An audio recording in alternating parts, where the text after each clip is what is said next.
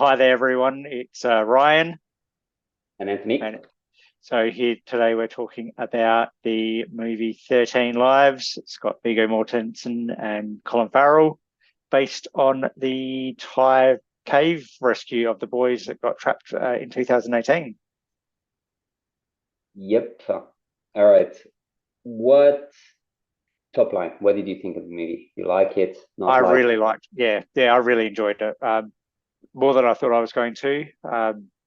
There's some elements of it that we'll get into that I quite liked. Um, yeah, it's a very good movie. I'd really recommend it. Bit long, if I'm going to be brutally honest. It's at 2.5 hours, so was a bit of a slog to get through. yeah, it was a good one. I really like it as well. Yeah, a couple of things that I will nitpick on, but most of it, I'm very glad that I watched it. It's a very good movie. I really Yeah, recommend. yeah. All right. So I think we have a lot of sort of talking point want to go yeah, through. Maybe let's start. yes, yeah. The So there's obviously the three main characters. There's Colin Farrell, Viggo Mortensen, and Joe Edgerton.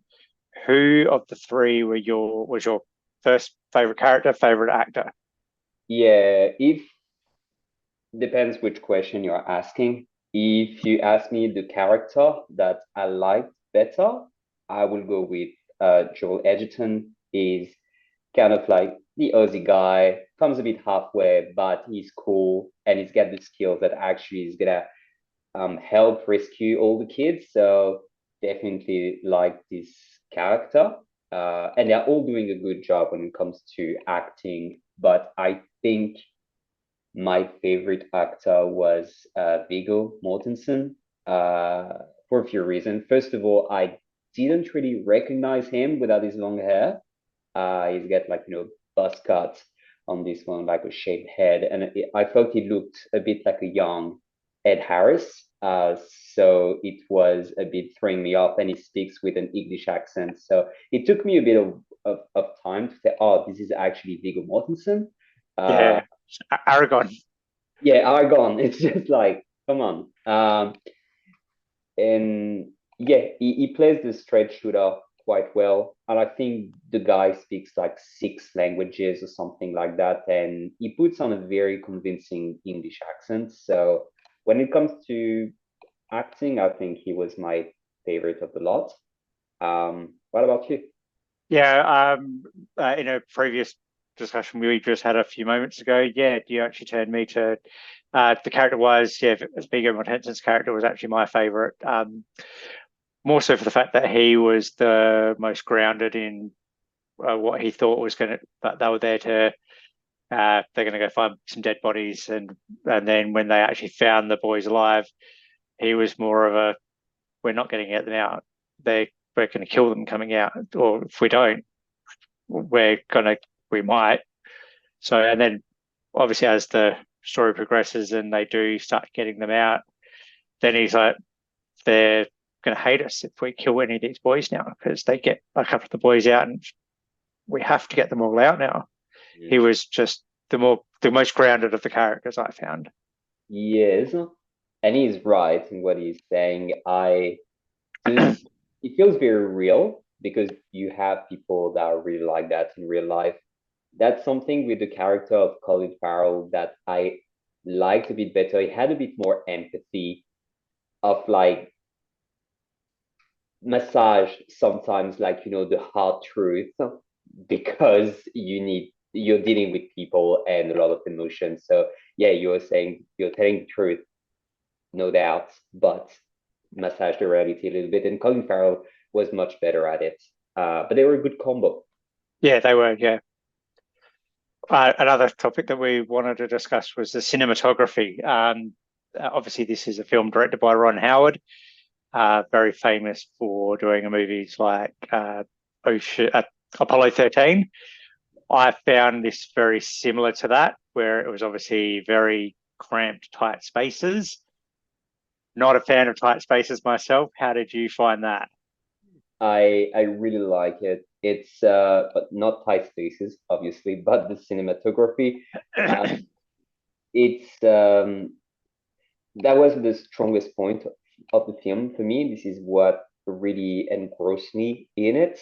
That not only it's a tight space that you feel you can get stuck and not move, and I'm not a big fan of tight places either, but they are also submerged with water. So one wrong move, or the mask goes off, or the bottle gets stuck, Yeah, or you get stuck, you're just gonna die, and it's very, very uncomfortable. And when they have the camera that goes like in and out of the water as a body would do, yeah, that gives you this sensation of confinement and panic. And I thought that was very well done. yeah. Um, So apparently, the guy that Colin Farrell played, he said the one criticism he has of the movie was the water was too clear. That he understood why that was, obviously, because it was to be cinematic. But the real water was they couldn't see this far in front of them. So yeah, that's just crazy that that's how they had to do it. that's scary, very scary. What did you think of the cinematography otherwise?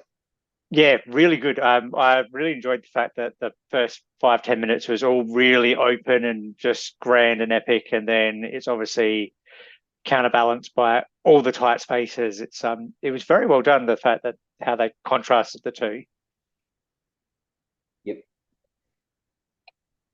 All right. So, yep, this is where the big talking point where you and I kind of differed on opinions. So, which is the emotional elements of the film. So, for me, obviously, I think, and as we're both parents, I found those moments with the kids, one where they find the kids, to all the letters to the coach and from the kids to the parents. I found that quite emotional. I think I'm getting a little bit choked up even talking about it now. It's just, I think it was more so for the fact that it's a true story as well. I think I as a parent as well, just imagining what my child would go through with those 10 days where they're trapped under there. I yeah, I quite enjoyed that part of the movie. Mm. Yeah, I get it. I had a bit of a different emotional response, and it's strange because, yeah, as a parent, everything that is touching kids in movies usually it's a bit of a trigger point for me. I've seen this movie not long ago, Sound of Freedom. I don't know if you've seen it. It's I basically haven't about, seen it yet. yeah, child trafficking. It's a hard movie to watch, especially as a parent, because it really hits a bit too close to home, and I'm very sensitive to these kind of things. But for this one, I was happy when they get them out, but I was like, okay, it wraps up the story, and I was missing this sort of like emotion that would take over me. And thinking a bit more about that, and thinking maybe I'm just not just dead inside. There is something a bit more, and I think it's because we focus so much on the divers and how they are going to rescue them that besides the coach a little bit, but even the coach, I don't remember his name.